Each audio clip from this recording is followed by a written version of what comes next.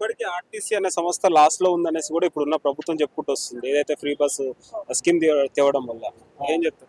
Already Telangana RTC అనేటువంటిది సంక్షోభంలోకి వెళ్ళిపోయింది.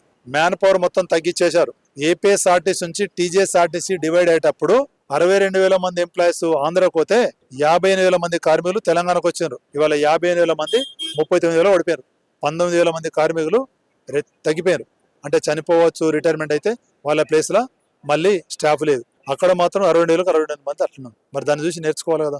అక్కడ ఆర్టీసీని ఏం చేశారు, వాళ్ళు ప్రభుత్వంలో విలీనం చేశారు. ఇక్కడ మేము ఇంకా విలీనం కూడా అడుగుతాం కదా. విలీనం అంటే ఉన్న అడుగుతారే, మాకు ఏంటంటే కనీసం తినడానికి ఏంటంటే కనీసం ఎవరు ఉద్యోగాలు వాళ్ళకి ఇవ్వని చెప్పి రిక్వెస్ట్ చేస్తున్నాం. మేము నా గవర్నమెంట్ కు స్లోగన్స్ ఇచ్చి గవర్నమెంట్ డౌన్ అని అంటలేం కదా సార్. మీరు ఇచ్చిన దాన్ని ఒక్కసారి రిక్వెస్ట్ చేస్తున్నాం సార్, ఒక్కసారి వీళ్ళందరికీ అవకాశం ఇవ్వని చెప్పి రిక్వెస్ట్ చేస్తున్నాం.